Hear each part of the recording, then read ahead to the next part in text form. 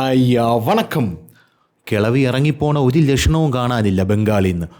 കിളവി അള്ളി പിടിച്ചിരിക്കുകയാണ് ബംഗാളിൽ. എന്നായിരിക്കും ഇപ്പോൾ ബംഗാളിലെ തൃണമൂൽ കോൺഗ്രസ്സുകാരും BJP-ക്കാരും ഒന്നടങ്കം വിചാരിച്ചു കൊണ്ടിരിക്കുന്നത്. സംഭവം വേറൊന്നുമല്ല, നമുക്കറിയാം. മമതാ ബാനർജി അക്ഷരാർത്ഥത്തിൽ തോറ്റമ്പിയിട്ടും ഞാൻ തോറ്റിട്ടില്ല, എന്നെ തോൽപ്പിച്ചതാണ്, ഞാൻ തന്നെയാണ് ഇപ്പോൾ ധാർമ്മികമായിട്ട് ഇവിടെയുള്ള മുഖ്യമന്ത്രി എന്ന് പറഞ്ഞിരിക്കുകയാണ്.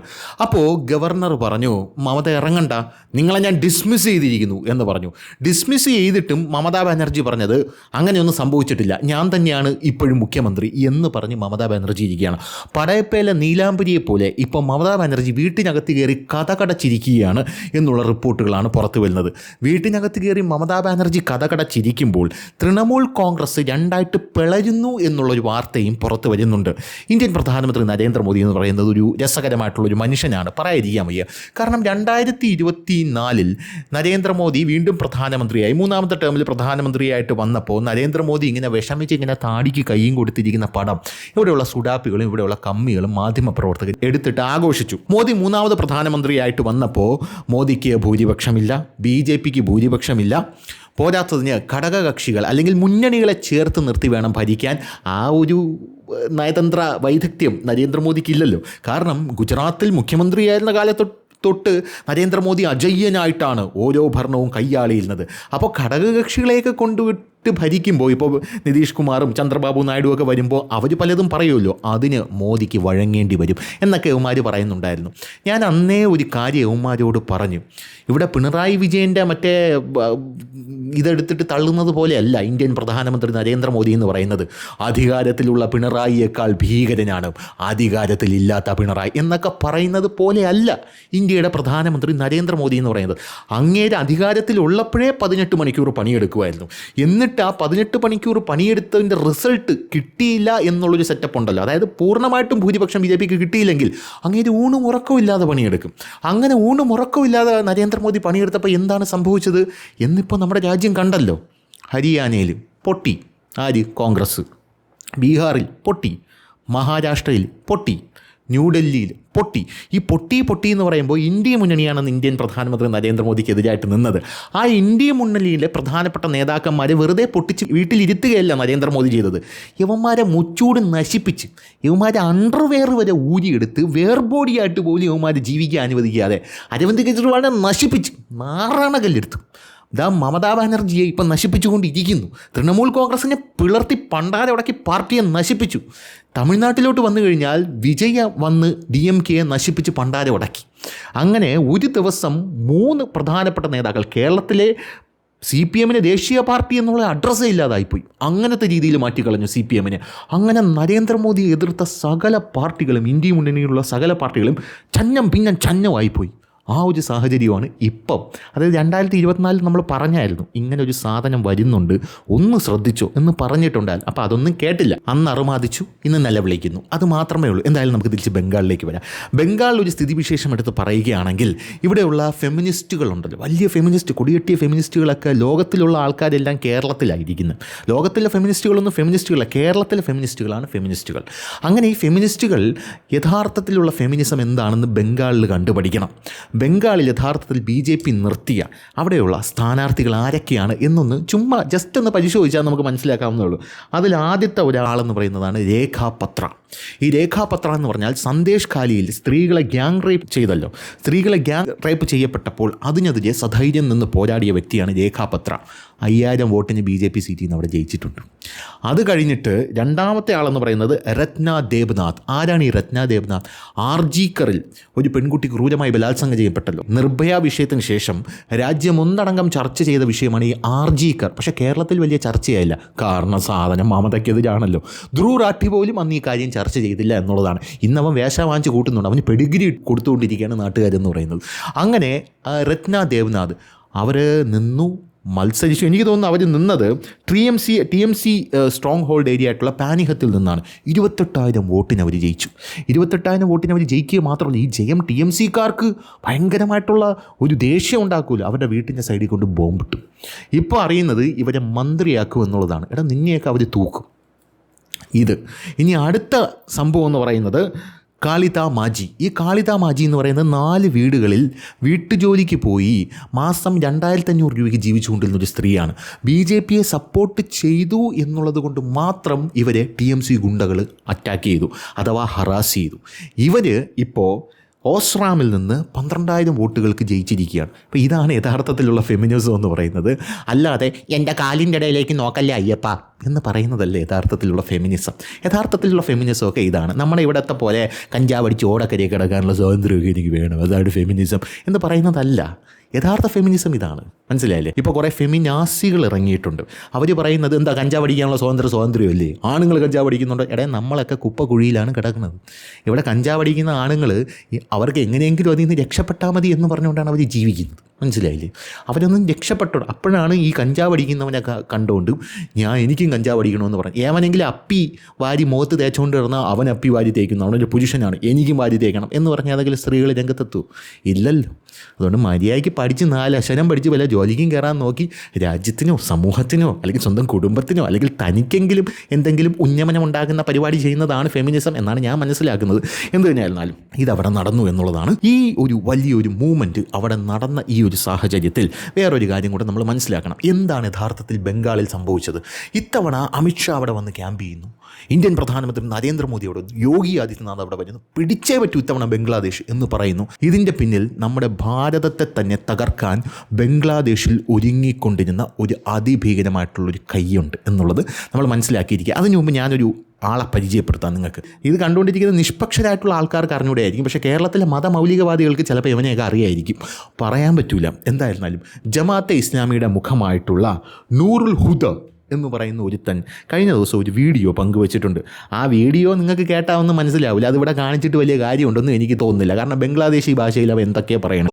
ভোট চোর, সাম্প্রদায়িক দাঙ্গাবাজ, বিজেপির নেতাদের কাছে ক্ষমতা হস্তান্তর না করার. പക്ഷേ അതിൻ്റെ റിപ്പോർട്ട് ഞാൻ തപ്പിയപ്പോൾ മാതൃഭൂമി അതിൻ്റെ റിപ്പോർട്ട് ചെയ്തിട്ടുണ്ട്. മാതൃഭൂമി ഇംഗ്ലീഷാണ് റിപ്പോർട്ട് ചെയ്തിരിക്കുന്നത്. ഇതാണ് ആ റിപ്പോർട്ട്. ആ റിപ്പോർട്ടിൽ അവൻ പറയുന്നത്, Bangladeshi Muslims with you, Jamaat leader urges Mamata to declare Bengal independent nation. അവൻ പറയുകയാണ് അതിനകത്ത്, ഇപ്പം മമതയൊന്ന് കൈനൊടിച്ചു കഴിഞ്ഞാൽ ജമാഅത്തെ ഇസ്ലാമിയുടെ മുഴുവൻ മുസ്ലിങ്ങളും ബംഗാളിലേക്ക് ഇരച്ചു കയറും. ബംഗാളിനെ ഞങ്ങൾ ബംഗ്ലാദേശ് ഇപ്പോൾ ഒരു സ്വതന്ത്ര രാജ്യമാക്കി മാറ്റും എന്നാണ് അവൻ പറയുന്നത്. നീ വരണം, നീ വന്നാൽ മാത്രമേ അതിനു മുമ്പേ, അതായത് നീ ബംഗാൾ ഒരു സ്വതന്ത്ര രാജ്യമാക്കി മാറ്റുന്നതിന് മുമ്പേ നിൻ്റെ മൂലവും പൂരാടവും ഇന്ത്യ ആർമി ഒന്നാക്കും. അത് നമുക്ക് കാണണം എന്ന് മാത്രമേ എനിക്ക് പറയാനുള്ളൂ. അവൻ പറയുകയാണ്, അതായത് അവൻ ഇന്നിങ്ങനെ പ്രസംഗിക്കുകയാണ്. ഇപ്പം മനസ്സിലായല്ലോ മമതാ ബാനർജിക്ക് എവിടെ നിന്നാണ് സപ്പോർട്ട് വരുന്നത് എന്നുള്ളത്. അതായത് ബംഗ്ലാദേശിലെ ജമാഅത്തെ ഇസ്ലാമി നേതാവ് നൂറുൽ ഹുദ പറയുകയാണ്, ഒരു വാക്ക് പറഞ്ഞാൽ മതി, ഈ ബംഗാളിനെ നമ്മൾ ഇപ്പോൾ ഒരു ഇൻഡിപെൻഡൻറ്റ് നേഷനാക്കും. ആ ബംഗാളിനെ നമ്മൾ എന്ത് ചെയ്യും, ഇപ്പോൾ ഇരച്ചു കയറും. ബംഗ്ലാദേശി മുസ്ലിങ്ങൾ മുഴുവൻ ഇവിടെ വന്ന് നിങ്ങളെ രക്ഷിച്ച് നിങ്ങളെ വലിയൊരു സംഭവമാക്കും എന്ന് മമതാ ബാനർജിയോട് പറയണവൻ. Fresh remarks by Bangladesh Jamaat leader MD Nurul Huda backing west Bengal chief minister Mamata Banerjee and attacking the Bharatiya Janata party. ഇവിടെയാണ് ഈ സംഭവം ഇരിക്കുന്നത്. അതായത് മതം തിരഞ്ഞ് കൊല്ലാൻ വരുന്നവൻ, പഹൽഗാമിൽ കൊല്ലാൻ വരുന്നവൻ, അവൻ പറയുകയാണ്, അവൻ എന്തിനാണ് ഇങ്ങനെ പറയുന്നത്? അതായത് നീ ഹിന്ദുവാണോ മുസ്ലിമാണോ? ഞാൻ ഹിന്ദുവാണെന്ന് പറയുമ്പോൾ നേരെ ഷഡ്ഡിക്കകത്ത് കൈയിട്ട് നോക്കുന്നു. അതിനുശേഷം വെടിവെക്കുന്നതിന് മുമ്പേ യവന്മാർ പറയുകയാണ്, പോയി നിൻ്റെ മോദിയോട് പറ എന്ന് പറയുകയാണ്. ഈ നൂറുൽ ഹുദ യവനും പറയുകയാണ് ഭാരതീയ ജനതാ പാർട്ടിക്കെതിരെ. എന്താണ് ഇവർക്ക് മോദിയോടും ഭാരതീയ ജനതാ പാർട്ടിയോടും ഇത്രയും വലിയ ഒരു അതിഭീകരമായിട്ടുള്ള വെറുപ്പ്? കാരണം ഇവരുടെ പ്ലാനുകൾ ഇവിടെ എക്സിക്യൂട്ട് ചെയ്യാൻ ഏറ്റവും വലിയ തടസ്സമെന്ന് പറയുന്നത് ഇന്ത്യയുടെ പ്രധാനമന്ത്രി നരേന്ദ്രമോദി തന്നെയാണ്. ആ നരേന്ദ്രമോദി എങ്ങനെയെങ്കിലും ഇവർക്ക് മാറ്റണം. എന്തായാലും ഭാരതീയ ജനതാ പാർട്ടി അറ്റാക്ക് ചെയ്ത് ഇയാൾ രംഗത്തെത്തിയിട്ടുണ്ട്. Have sparked a major online political controversy with his statements on Bengal's independence drawing sharp reactions across social media. In a province video statement, Huda openly urged Banerjee not to accept the assembly election results and instead declare West Bengal an independent nation എന്നാണ് അയാൾ പറയുന്നത്. Jamaat-e leader ഇങ്ങനെ പറയുകയാണ്, മമതയുടെ defeat ഇവർക്ക് സഹിക്കാനായിട്ട് പറ്റുന്നില്ല. ഒന്നാമത്തെ കാര്യം, the west Bengal Jamaat leader launched a scathing attack on the BJP branding it's a vote chor. Rahul Gandhi പറയുന്ന വോട്ട് ചോരി ആരാണ് ഏറ്റെടുത്തതെന്ന് അറിയാമോ? ബംഗ്ലാദേശിലെ ഇന്ത്യ വിരുദ്ധനായിട്ടുള്ള ജമാഅത്തെ നേതാവ്. അയാൾ പറയുകയാണ് ഇത് വോട്ട് ചോരിയാണ് എന്ന് പറയാണ്. അപ്പോൾ ഈ വോട്ട് ചോരി ആരോപണം രാഹുൽ ഗാന്ധി ഇവിടെ അവതരിപ്പിക്കുന്ന മുമ്പേ വന്ന വഴി ഏതാണ് എന്ന് നമുക്ക് കൃത്യമായിട്ട് മനസ്സിലാക്കാവുന്നതല്ലേ ഉള്ളൂ. ഇതൊരു ഞെട്ടിക്കുന്ന സംഭവമാണ്. ഞെട്ടിക്കുന്ന സംഭവം. ഇതൊന്നും ഇവിടെ ആരും റിപ്പോർട്ട് ചെയ്യില്ല. ഇത് കേൾക്കുന്ന ആൾക്കാർ ഇത് 10 പേരെ കേൾപ്പിച്ചാൽ അവർക്കെങ്കിലും മനസ്സിലായിക്കൊള്ളും എന്നുള്ളതാണ് എൻ്റെ ഒരു ടേക്ക് എന്ന് പറയുന്നത്. വോട്ട് ചോരിയാണ് അവിടെ നടന്നിരിക്കുന്നത്. കമ്മ്യൂണൽ റയട്ടറാണ് നരേന്ദ്രമോദി എന്നൊക്കെയാണ് ഇയാൾ പടച്ചു വിടുന്നത്. Escalating his rhetoric further, Huda called on the Trinamool Congress chief to reject Delhi's rules and break away from what he described as alien and non Bengali control എന്നൊക്കെ ഇയാൾ ഇങ്ങനെ പറയുകയാണ്. പോരാത്തതിന് Huda also made the sensational claim that 170 million Muslims in Bangladesh would support Mamata Banerjee. 170 million മുസ്ലിങ്ങളുണ്ട് ബംഗ്ലാദേശിൽ. ഇവരെല്ലാവരും Mamata ബാനർജിയെ support ചെയ്യും. മമത ഒരു വാക്ക് പറഞ്ഞാൽ മതി എന്നാണ് ഈ തായ്മായും പോകെ വെച്ച് വിളിക്കണമെന്നുണ്ട് ഈ വേട്ടാവളിയും പറഞ്ഞുകൊണ്ടിരിക്കുന്നത്. അപ്പോൾ അതാണ് ഈ ഹുദ എന്ന് പറയുന്നവൻ. യവന്മാരെ ആൾക്കാരാണ് ബംഗ്ലാദേശിൽ നിന്നും ഇങ്ങോട്ടേക്ക് ചാടിയിരിക്കുന്നത്. എവിടെ? ബംഗാളിലേക്ക് ചാടിയിരിക്കുന്നത്. അവന്മാരെയാണ് മമത പാലൂട്ടി വളർത്തിക്കൊണ്ടിരുന്നത്. ആ ലവന്മാരെയാണ് ഇവിടെ കിടക്കുന്ന സുഡാപ്പികൾ സപ്പോർട്ട് ചെയ്യുന്നത്. രാജ്യങ്ങളൊക്കെ വ്യത്യസ്തമാണെങ്കിലും യവന്മാർക്ക് എല്ലായിടത്തും ഐഡിയോളജി എന്ന് പറഞ്ഞാൽ ഒന്നാണ്. ഐഡിയോളജി ഒരൊറ്റ ഐഡിയോളജി മാത്രമേ ഉള്ളൂ, ഞമ്മൻ്റെ രാജ്യം വരിക. ആ ഞമ്മൻ്റെ രാജ്യത്ത് നമ്മൾ മാത്രമേ പാടുള്ളൂ, വേറെ ആരും പാടില്ല. അതാണ് ഇവരുടെ ഐഡിയോളജി എന്ന് പറയുന്നത്. അതിനെ സപ്പോർട്ട് ചെയ്യുക ഇവിടെ കുറേ ആൾക്കാർ. ആരെങ്കിലും അതിനെതിരെ നിന്നാലോ, അതായത് ഇവർക്ക് ശക്തി കുറഞ്ഞ സ്ഥലങ്ങളുണ്ട്. ഇപ്പോൾ ഇന്ത്യ, ഇവർ ഭൂരിപക്ഷമല്ലാത്ത സ്ഥലം, അവിടെ ഇവർ പതുങ്ങിയിരിക്കും. ഇവർ പതുങ്ങിയിരുന്നിട്ട് ഇവർ ഭൂരിപക്ഷമാകുമ്പോഴായിരിക്കും ഇവരുടെ ഭയങ്കര സെറ്റപ്പൊക്കെ എടുത്ത് കാണിക്കുന്നത്. ആരെങ്കിലും ഇവരെ ചോദ്യം ചെയ്ത് കഴിഞ്ഞാൽ ഇവർ വിക്ടിം കാർഡ് ഇറക്കും, ഇരവാദം ഇറക്കും. ഞങ്ങൾ പാവങ്ങളാണ്, ഞങ്ങളൊന്നും ചെയ്തില്ല, എല്ലാ ചൂതന്മാരെ പണിയാണ് എന്നിവരങ്ങ് പറഞ്ഞുകളെ. ഇതൊക്കെയാണ് ഇവിടെ സംഭവിക്കുന്ന യഥാർത്ഥത്തിലുള്ള കാര്യമെന്ന് പറയുന്നത്. ഇനി ഇന്ത്യൻ പ്രധാനമന്ത്രി നരേന്ദ്രമോദി അമിത്ഷായ്ക്ക് ഇവിടെ കൊണ്ടുപിടിച്ചു വന്ന് ബംഗാൾ ഇത്തവണ പിടിച്ചടക്കാനുള്ള കാരണം എന്താ അറിയോ? ഇതുവരെ അമിത്ഷായും നരേന്ദ്രമോദി ഇത്ര പണിയെടുത്ത് ബംഗാൾ പിടിച്ചിട്ടില്ല. കാരണം ബംഗ്ലാദേശിൽ ഭരണം മാറി. ബംഗ്ലാദേശിൽ ഷേഖ് ഹസീന ഇപ്പോൾ ഇവിടെയാണ്, ഇന്ത്യയിലാണ് ഇരിക്കുന്നത്. ഈ ഷേഖ് ഹസീന ഇന്ത്യയിൽ ഇരിക്കുന്നത് കൊണ്ട് തന്നെ ബംഗ്ലാദേശിൽ ഇത്തവണ ഒരു ഇന്ത്യ വിരുദ്ധ സർക്കാരാണ് വന്നിരിക്കുന്നത്. ഏത് നിമിഷം വേണമെങ്കിലും എന്ത് സംഭവിക്കാം. വേണമെങ്കിൽ ഒരു യുദ്ധം പോലും ബംഗ്ലാദേശുമായി ഉണ്ടായേക്കാം, ഉടലെടുത്തേക്കാം. പാകിസ്ഥാൻ ഇപ്പോൾ ഇന്ത്യയിലേക്ക് ആയുധങ്ങളും ഭീകരന്മാരെയും കടത്തുന്ന പ്രധാനപ്പെട്ട കവാടം എന്ന് പറയുന്നത്, അതായത് പാകിസ്ഥാൻ്റെ ഇന്ത്യയുടെ ഗേറ്റ് വേ എന്ന് പറയുന്നത് ബംഗാളായി മാറിയിരിക്കുന്നു. പാകിസ്ഥാൻ ഒരു ധാക്ക സെല്ല് ബംഗ്ലാദേശിൽ തുടങ്ങിയിരിക്കുന്നു. ഈ ധാക്ക സെല്ല് ഓപ്പറേറ്റ് ചെയ്യുന്നത് ISI പാകിസ്ഥാൻ ചാര സംഘടനയുടെ ഒരു ബ്രിഗേഡിയറും 2 മേജർമാരുമാണ്. ഇവന്മാർ അവിടെ നിന്നും ആയുധങ്ങൾ ഇങ്ങോട്ടേക്ക് സ്മഗിൾ ചെയ്യുന്നു. അതായത് പാകിസ്ഥാനിൽ നിന്നും ചിറ്റഗോങ്ങിലേക്ക് വരുന്നു. ചിറ്റഗോങ് എന്ന് പറഞ്ഞാൽ ബംഗ്ലാദേശിലെ വലിയൊരു തുറമുഖമാണ്. ഈ മറ്റവനുണ്ടല്ലോ യൂസഫ്, ആ മുഹമ്മദ് യൂസഫ് അവിടെ കയറിയപ്പം അവൻ്റെ ആദ്യത്തെ ഉത്തരവ് നിങ്ങൾ ശ്രദ്ധിച്ചായിരുന്നു, പാകിസ്ഥാനികൾക്ക് ഇനി വിസ ഇല്ലാതെ ഇങ്ങോട്ടേക്ക് വരാം. അതായത് വെറുതെ തുറന്ന വലം നിട്ടേക്കാണ്, നിങ്ങൾക്ക് വരാം. അതിനുശേഷം പാകിസ്ഥാൻ്റെ കപ്പലുകൾ അവിടെ വന്ന് ഡോക്ക് ചെയ്യുന്നു ചിറ്റഗോങ്ങിൽ. ആ കപ്പലിൽ എന്താണ് എന്ന് ചോദിച്ച ഒരു ഉദ്യോഗസ്ഥനെ പിന്നെ ആരും കണ്ടിട്ടേയില്ല. ഇതൊക്കെ ആ സമയത്ത് വന്ന വാർത്തകളാണ്. അപ്പോൾ ഇതൊക്കെ നമ്മൾ ശ്രദ്ധിക്കണം. ഇത്തവണയും നമ്മൾ ബംഗാൾ പിടിച്ചില്ലായിരുന്നുവെങ്കിൽ, അതായത് BJP ബംഗാൾ പിടിച്ചില്ലായിരുന്നുവെങ്കിൽ നമ്മുടെ രാജ്യത്ത് പല കലാപങ്ങളും നടക്കും. അതൊക്കെ പാകിസ്ഥാൻ്റെ പ്ലാനാണ്, ബംഗ്ലാദേശ് വഴി എക്സിക്യൂട്ട് ചെയ്യുന്നതാണ്. ഇപ്പോൾ ബംഗ്ലാദേശ് നമ്മൾ പിടിച്ചു, ഇനി നമ്മൾ ക്ലീൻ ആക്കും ബംഗ്ലാദേശ്. അതിഭീകരമായിട്ട് നമ്മൾ ബംഗ്ലാദേശ് ക്ലീൻ ആക്കും. ആ കാര്യത്തിൽ ഒരു തർക്കമോ ഒരു സംശയമോ ആർക്കും വേണ്ട. യവൻ വന്ന് കുറുക്കേ നിന്നാലും വന്നവൻ്റെ ആസനത്തിൽ കൂടെ കുന്തം കയറ്റി ആ കുന്തം വായി കൂടെ എടുത്ത് അവൻ അറബിക്കടലിലോട്ടല്ല, ബേ ഓഫ് ബംഗാളിലോട്ട് എടുത്തെറിയും എന്ന് മാത്രം മനസ്സിലാക്കിയിരുന്നാൽ നല്ലത്.